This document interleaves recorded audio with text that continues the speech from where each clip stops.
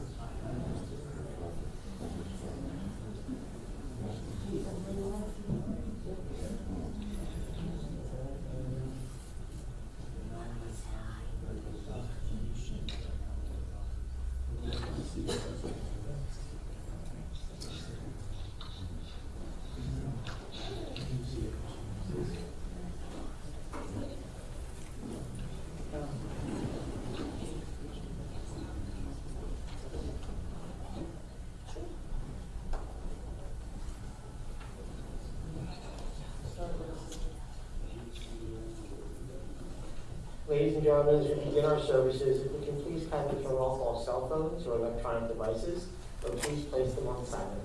Thank you.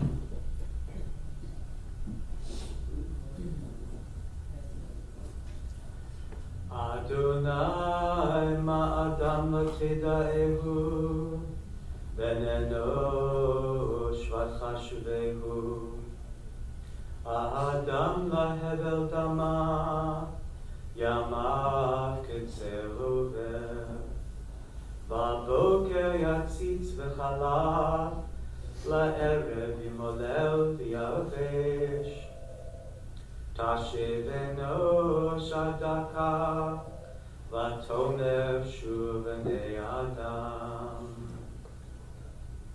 O God, you've been our refuge in every generation. Before the mountains came into being, before you brought forth the earth and the world, from eternity to eternity, you are God.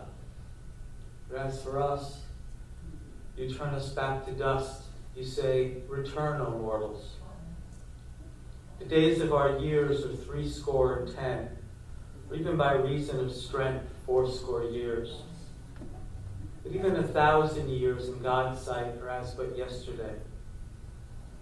Teach us, therefore, to number our days, to pay attention to every one of our days, so we can attain a heart of wisdom. And may your favor, Lord God, be upon us, that the work of our hands be blessed and endure. We are here today because death has taken our beloved Alan Wender. We grieve in our darkened world. Even in our silence, there is lamentation. In our tears, we feel loneliness. We feel lost in sorrow. And yet, even being lost in this sorrow, we acknowledge being together, being with loving friends, supportive friends. And we ask God to be with us and to comfort us as well. We are here to remember Alan's love that united us in life and which even death cannot sever. We are here to remember Alan's companionship that we shared along life's path, which continues through the tenderness of our memory. We are here to remember the gifts of his heart and mind and some of his jokes that brought us happiness and is now a precious remembrance. We have so much to give thanks to God for his life, for what he added to our lives. So we listen to the voice of our sacred scriptures at this sad time. It brings a new message of God's nearness. It tells of our kinship with the Creator in light, in darkness, in joy, in sorrow, in life, and even in death. From Psalm 15 we read, Adonai God, who may abide in your house? Who may dwell in your holy mountain? Those who are upright, who do justly, who speak the truth within their hearts, who do not slander others or wrong them or bring shame upon them, who scorn the lawless but honor those who revere God, who give their word and come what may, keep it, who do not exploit others, who do not take bribes. Those who live in this way shall not be shaken.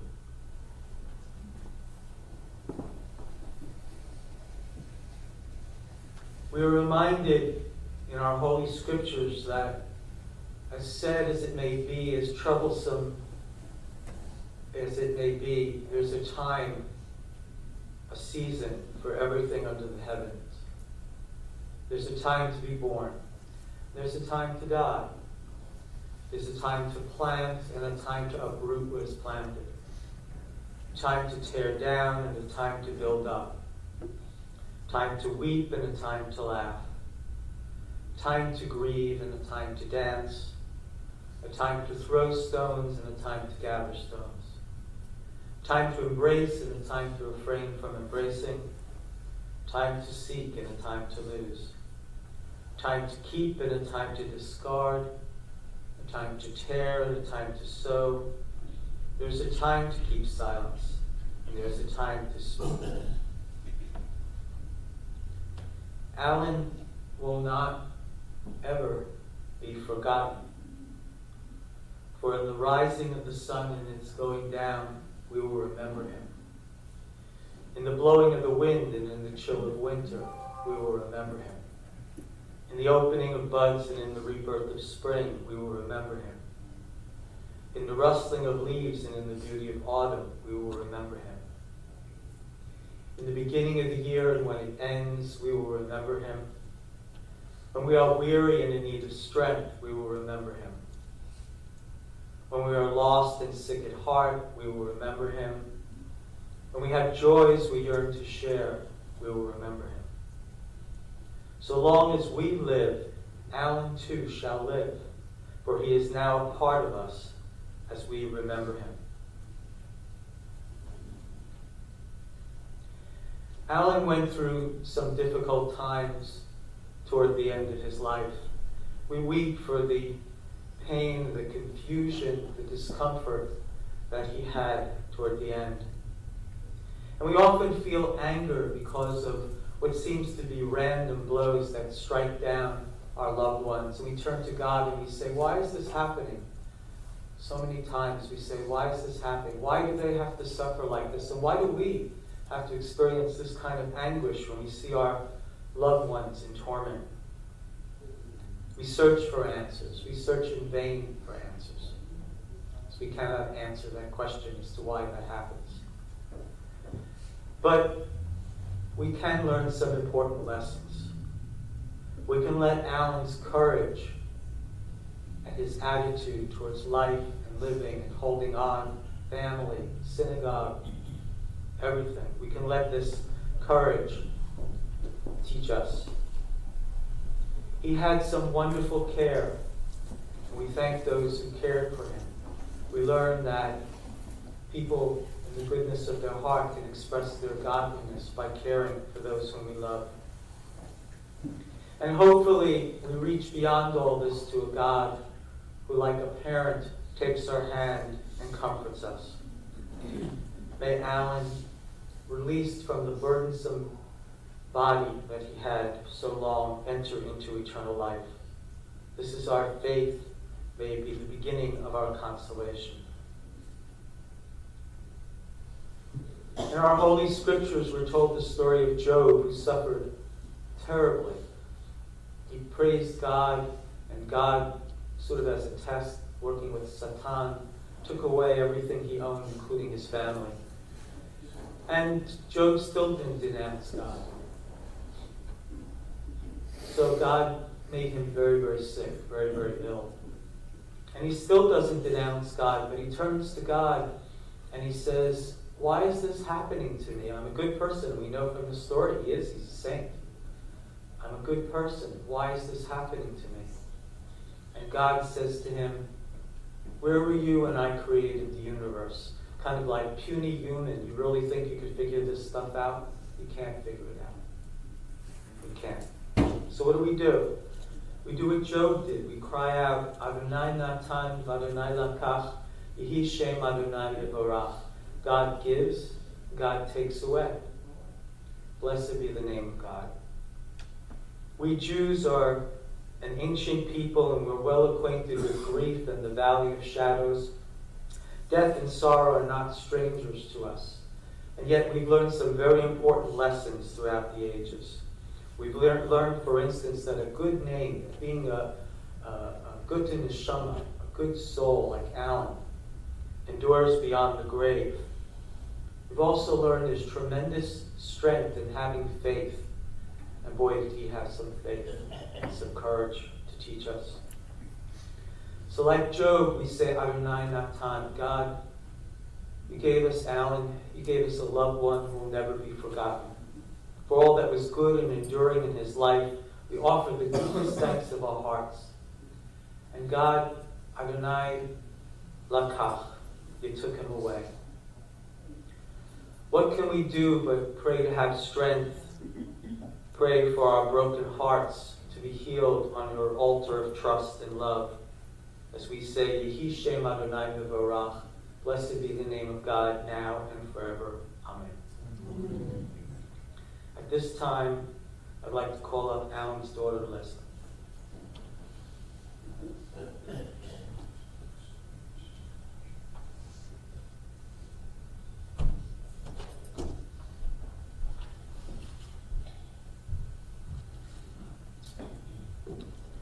I'd like to thank you all for coming today to honor our dad's memory.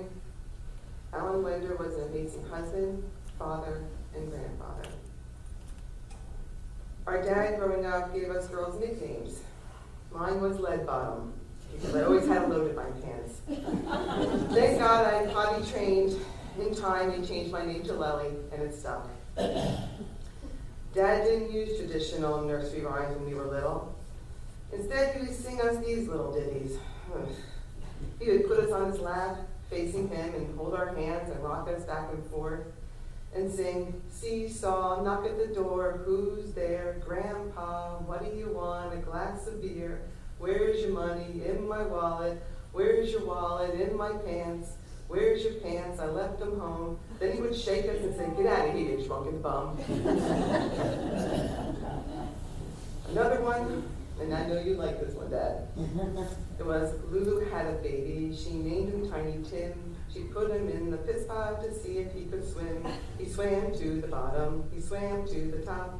Lulu got excited and pulled his cocktail ginger ale 5 cents glass. If you don't want it, I'll shove it up your ass. No more questions. I'll tell you no more lies. A man got hit with a bag of shit right between the eyes. Yeah. No twinkle twinkle for us. At an early age, Dad taught us how to pour him a cocktail when he would come home from work. It was always 3 fingers next to the rock glass and just pour the whiskey. I always took a sip before I gave it to him. When I was 13, Dad told me I was adopted. And my real name, and my family left me at his office. He said my name was Matilda O'Brien. Do I look Irish? When I was 16, he told me that my real family called and said they didn't want me anymore.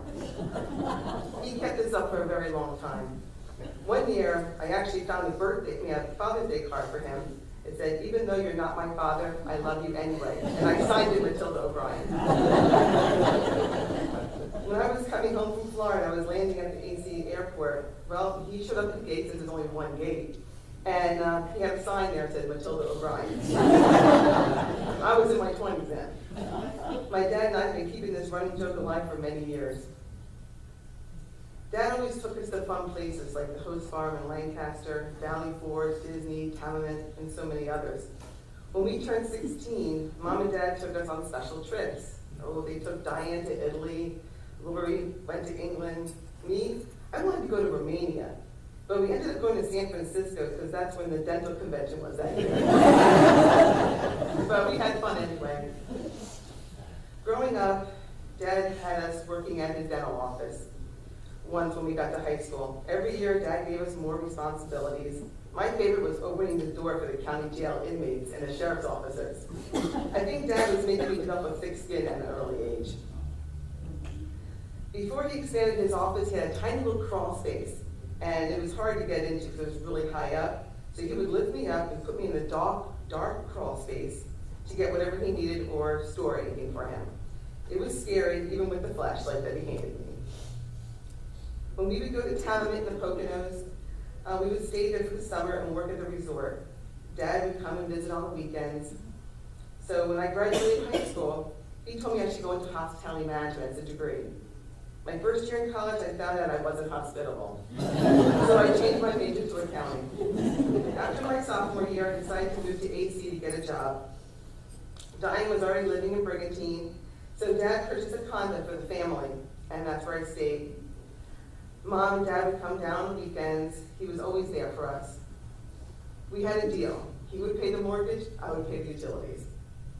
I remember when moving to Florida, after showing him my analysis on the move and everything, because he had to see everything in black and white before he would let me go, I had issues with a roommate, and my dad said he would pay half my rent and that they would use the apartment when they came to visit. He was my hero, always there to save the day. Speaking of heroes, Lori told me a story that she heard from an old classmate. She told her that her family was very poor and didn't have a car as well. So Dad would pick her up and all her siblings, and take them to his office and give them free dental cleanings. And then he would drive them home. That's probably one of the many stories that we didn't even know about Dad and how caring he was. I could go on and on with many other stories and a few dirty jokes. But instead, in closing, my dad had this green Buick, which included an 8-track player. And they gave us a tape as well when we purchased the car. There was one song that I loved on it, and when I sang it, he would laugh. It was Close to You by the Carpenters. I used to pronounce the word birds as boys. We also danced that song at my wedding. So Dad, why do birds suddenly appear every time you are near? Just like me, they long to be close to you. Why do stars fall down from the sky every time they walk by? Every time you walk by, just like me, they long to be close to you. Dad, I love you, and you will always be close to me.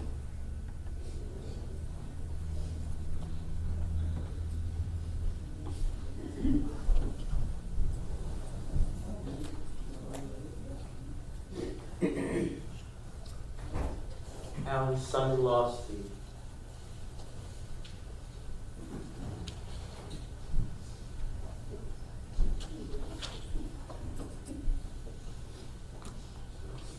God, I hate following Leslie.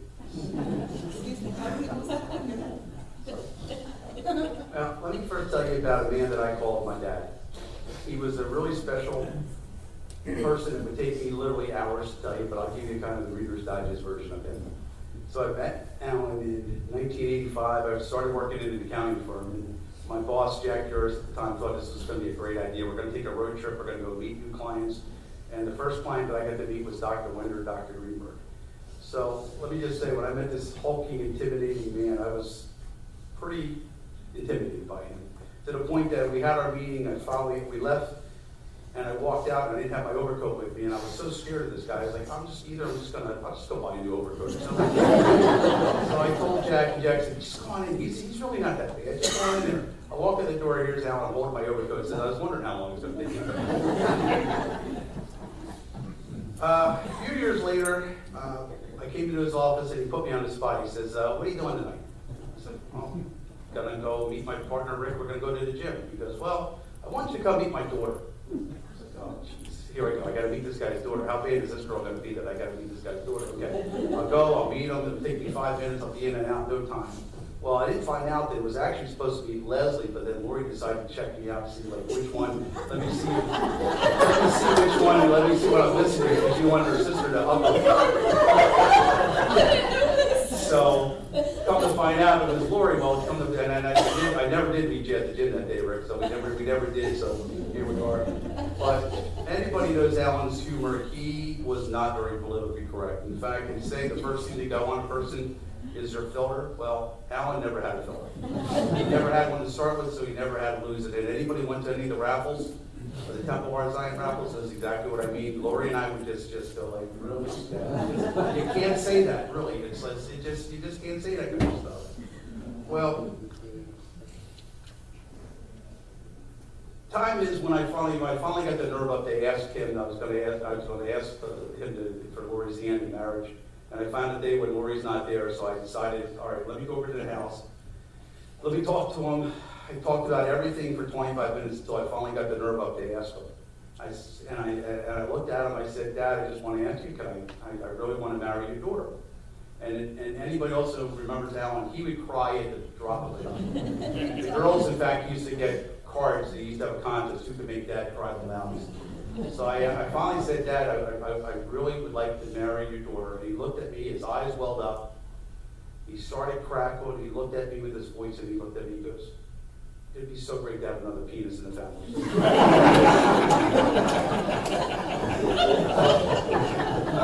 What do you say from that?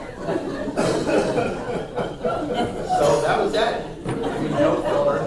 From the day I met him.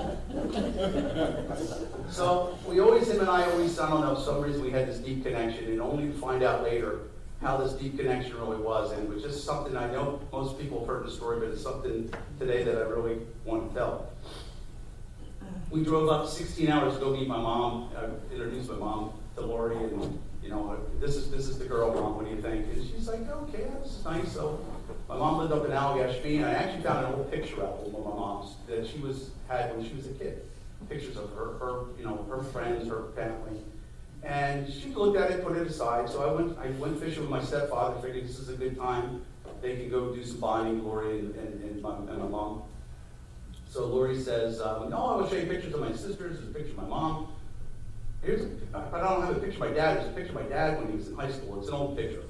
My mom grabs the picture album, flips through it, pulls out the exact same picture, puts it down. She goes, I used to date that guy when I was 16 years old. So my mother dated Lori's father when they were 16 years old, and then they lost connection. So my mom always told the story that she broke up with him, but Dad always said that he broke up with her. So today, Dad, I'm giving you the benefit of the doubt. The silver lining is we did find out that Lori is not my sister.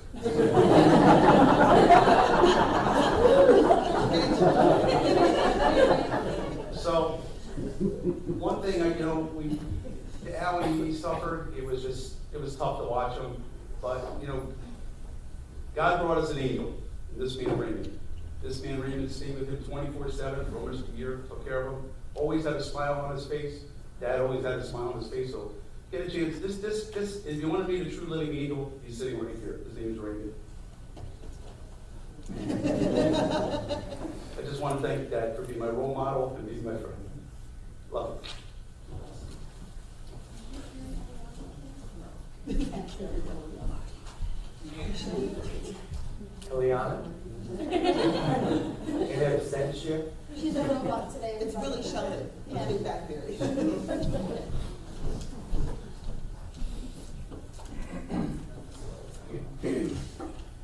Just what we were waking up to.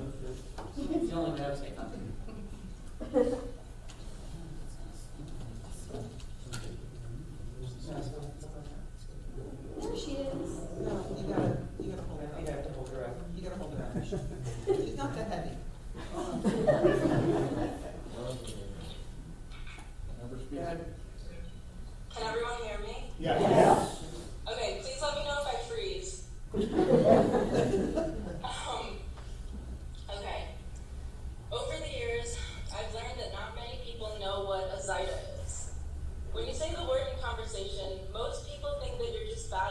pronouncing ZD, and at that point it isn't worth the explanation. I've had the privilege of not only knowing Isaiah, but having one in my life, my grandfather, and being loved by him. I'm here to share with all of you my list of what Isaiah is, so you can understand just how special it has been. Number 1, Isaiah is someone who always makes sure that you're taken care of, no matter what efforts they need to go to do so. When I was young, I used to look forward to sleepovers at Bubby and Zaida's house when my mom and dad were out. This meant no bedtime, playing with the cat that didn't really like me, coloring in the kitchen while watching TV, and all the Breyers mint chocolate chip ice cream that I wanted. What more could I ask for? It was all fun and games with two of my favorite people until it came time to go to bed. Now, I was fine with sleeping on the couch in the living room because 6-year-old me didn't have too high of standards. However, some of you may remember that you couldn't see the color of the walls in my grandparents' house because they were covered from ceiling to floor with paintings, photographs, and the most absurd amount of clocks. And although I didn't have too high of standards, I could most definitely not sleep with the constant sound of ticking around me. But, as a good Zaida would, my grandfather would take a lap around the entire house and turn off each individual clock so I could sleep. I would watch him from the comfort of the couch, letting him know which ones he hadn't got to yet, and admiring this man who cared so much for me. Number 2, Zaida makes sure you never have a reason to be scared. I don't share the feelings many people have toward the dentist, because my Zaida was my dentist, and the best one around for that matter. Although he had the biggest hands, he was so gentle and careful with my teeth, and taught me habits that would keep my teeth healthy. Up until the last 2 weeks of his life, every time I would FaceTime him or see him in person, he would always say, "I love your teeth, you have just the best teeth."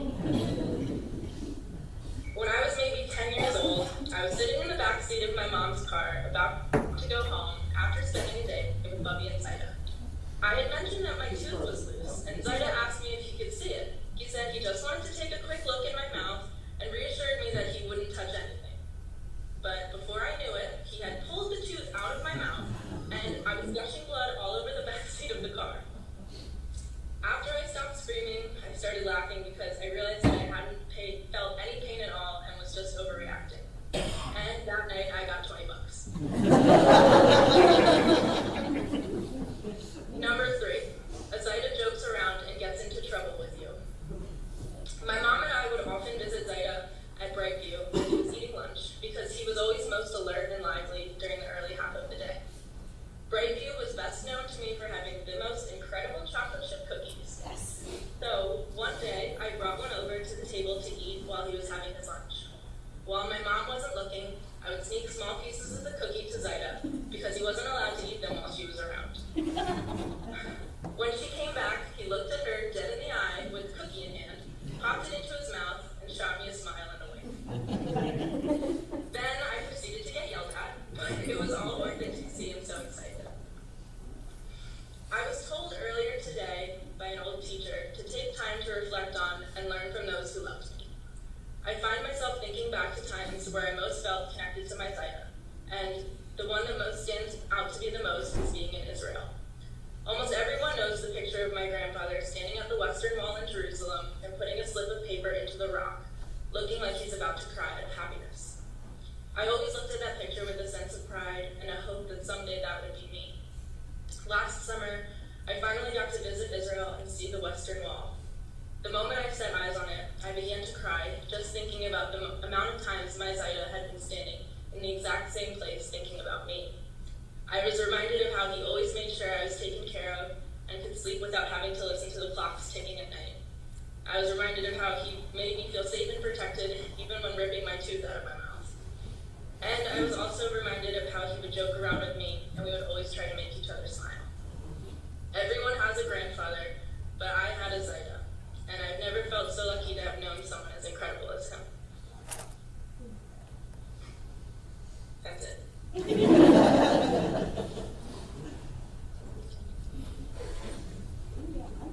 That was granddaughter Eliana from Italy.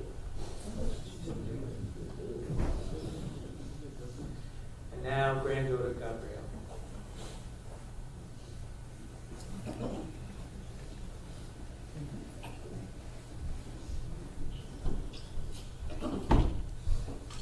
Good thing I wore heels today. You wouldn't be able to see me. Hi, everybody. Thank you all for coming here to support me and my family. And thank you for being here out of the goodness of your heart for my Zayda. My Zayda was a great man with a kind heart. He cared for everyone, especially his family. When I was younger, Zayda used to watch me and taught me all types of things. Then apparently, New York has spelled a knife and a cork and a... Oh, fluff, I just messed it up. The New York is spelled as a knife and a fork and a bottle and a cork, and that Chicago is spelled a chicken in the car and the car can't go. So I mean, it's very useful information that will help me with my career in life. He also taught me one song that is now our song, and it's You Are My Sunshine. My Bubby and Zayda gave me this animated sunflower when I was younger that sang music and danced, and it was to the song You Are My Sunshine. So when my Zayda passed away, I brought my ukulele to the living facility to sing it to him one last time for him to know that he's still my sunshine. He never won't stop being it. Me and Zayda have been through it all, whether it's from standing in waste bins to getting pulled over on Interstate 95. Which leads me to a very fun story. Zayda and I were driving to see the Statue of Liberty. I was about 9, and I think he was in his early 80s. And the police came over to our car after they pulled us over, and I was crying hysterically. What's new? And Zayda and the policeman were yelling back and forth to each other. And I remember getting so mad and yelling at the police officer saying, "Leave him alone, he's an old man, what's wrong with you?" And then Zayda looked at me and said, "Gabala, don't worry, your Zayda has it covered."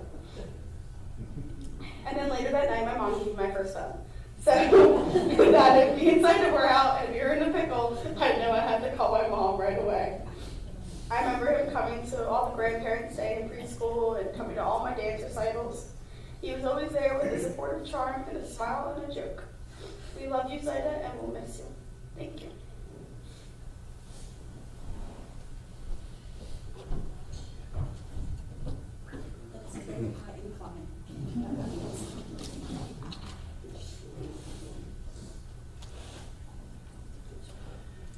Alan Wender and his family came to the area and got associated with Temple Har Zion in Mount Holly in 1957. I had the honor and the privilege of knowing him. I was the rabbi at Har Zion beginning in 1985 up until 3 years ago. And when he joined the synagogue, he very quickly rose to leadership positions. He was the treasurer of Temple Har Zion when they built the current building of Temple Har Zion. And then for many years after that, he served as a trustee on the board. I came to Temple Har Zion in 1979, which is when I met him, as a teacher there.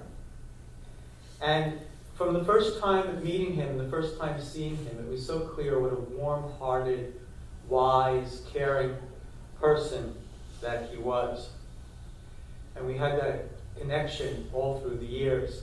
You know, men, of course, have this reputation, especially older men, of not being particularly emotional or especially of expressing their love.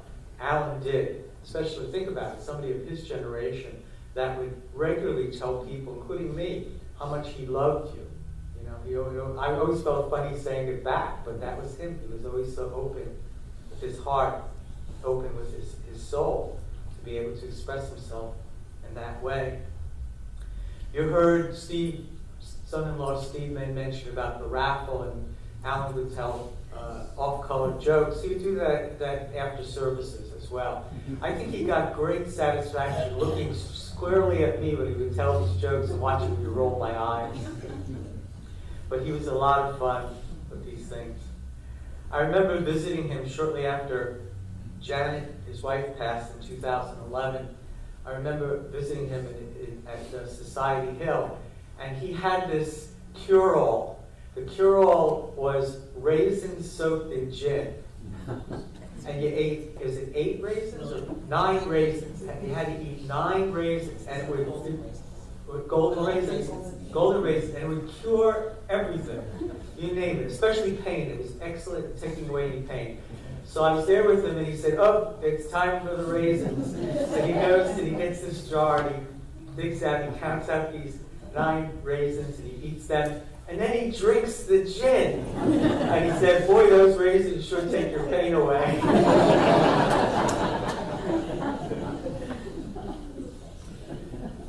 We have, if you ask Jews what's their most important prayer, a lot of people think Psalm 23, which you heard as part of the Messiah service. But really, our most important prayer is a prayer that contains mostly Psalm 145. And the prayer, Ashrei Yoshrei Beitecha, Od Yehalucha Sela. How happy it is to dwell in your house. We will ever praise you. And Alan, first of all, could recite that prayer flawlessly in Hebrew as well. But then I thought about it. That really summarized who he was in terms of his religion, in terms of who he was with his congregation. He was so happy, and he often cried tears of happiness to express that happiness. He would help us through the years in leading services. He had the ability to do that. He would do that. And for many, many years, he did the Haftarah on the second day of Rosh Hashanah. In fact, Eliana shared that with him toward the end. So he did that as well with us. Alan, you heard a few stories about what an incredible heart, what a giving person he was. So he volunteered, for instance, at the Trudy Berger dental clinic in Jerusalem, providing free dental care for how many years? 16 years? 16 years he did that charity work. And your mom worked with senior citizens at the same time. What was it? Yeah, Lifeline for the Old. Lifeline for the Old in Israel. Yeah. She did that as well. So many people talked about, I'm going to contribute this, I'm going to contribute that. And Alan and Janice actually did it. They made tremendous contributions of their time and effort and money to helping others. And he was very, very humble about it. I never remember him ever bragging about it. And often he wouldn't even talk about it unless you sort of had to pull it out of him to be able to do that. There's a very short list that we rabbis have of people that we consider mentors and people that helped us along the way in our rabbinic career. And Alan is high on my list. He was always very wise and very free to give advice. And it was so clear that when I was studying to be a rabbi, and I asked my rabbi teacher, when you get down to a conflict between Jewish law says this, but the right thing to do seems to be this, what do you do? And I'll never forget my teacher, Reb Zalman, saying, always go with compassionate grounds. Always look to the compassionate grounds in making decisions, rabbinic decisions. And that's what Alan was good for. Alan, when it came down to should you do this or should you do that, Jewish law says this, but this looks like may be in conflict, but maybe the loving thing to do. That's what he always advised me. And most, if not all of the time, I followed his advice. He's going to be sorely missed. I got to see him toward the end of his life when he had gone on to hospice. And we got together and said final prayers for him at Lionsgate. And it was only a few hours later that his soul left, but he passed on to be with all those that he misses, his parents, his wonderful wife Janice, his daughter Diane, and those for whom that he cared. So we pray for his soul to rest in peace. Amen. God, you give us loved ones. You make them the strength of our life, the light of our eyes. They depart and they leave us bereft on a lonely way. But you, God, are the living fountain from which our healing flows. To you, the stricken look for comfort and the sorrow laid for consolation. God, we see life as through windows that open on eternity. We see that love endures and the soul endure as you, God, endure forever. We see that the years are more than just like grass that withers and fades. They weave a timeless pattern in a world that is the dwelling place of your love and glory. Please rise.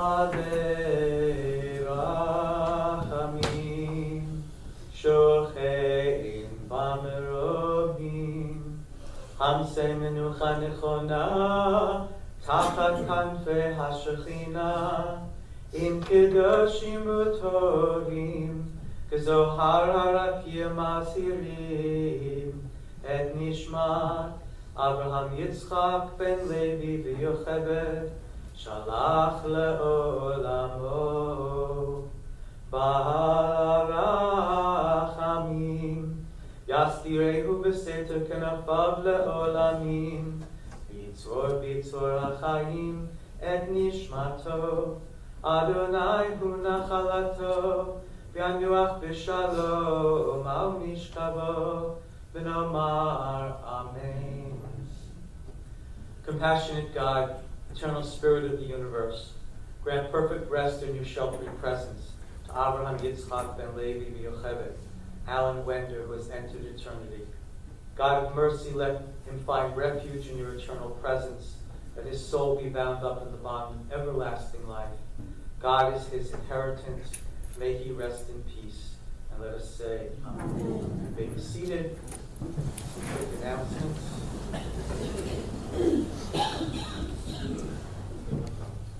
Yes.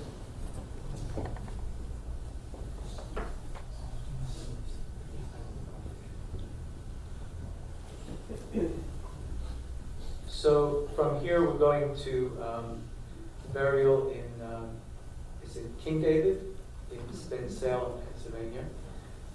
His family will be sitting Shiva until Wednesday evening and accepting the visits. We have services this evening and tomorrow evening at 7 o'clock. Just the 2 nights, not Wednesday night. The family asks that donations in memory of Alan be given to the Trudy Berger Dental Clinic in Jerusalem or to Temple Har Zion. One of the things that we've had the pleasure of having is Lori has been blowing shofar for us at the synagogue on occasion. And she asked that in tribute to her father, we have this tradition, it's usually not done at funerals, but there is a tradition that says that when the shofar is blown, the gates of heaven are opened up. So I call her, Lori, right here, you can do the shofar.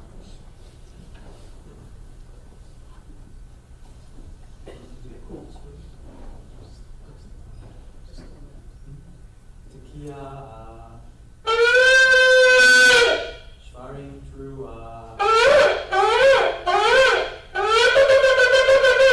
Tekiya,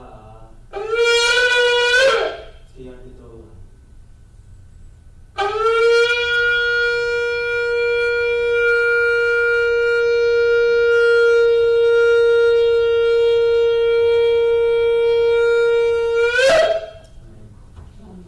Thank you, Lord.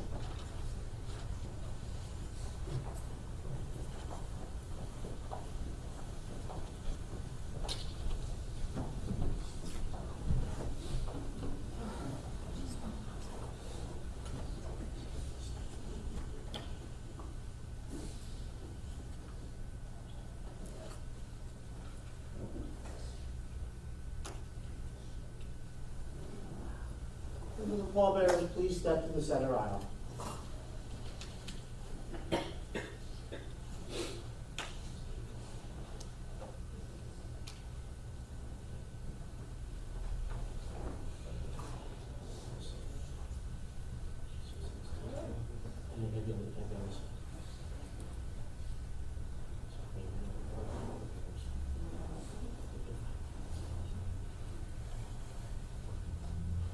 I'll ask if we can rise once more, please.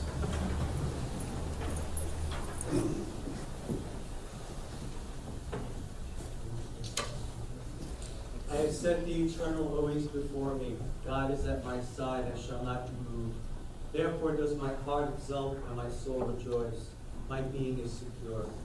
You will not abandon me to death, nor let your faithful ones see destruction. You show me the path of life. Your presence brings fullness of joy. Enduring happiness is your gift.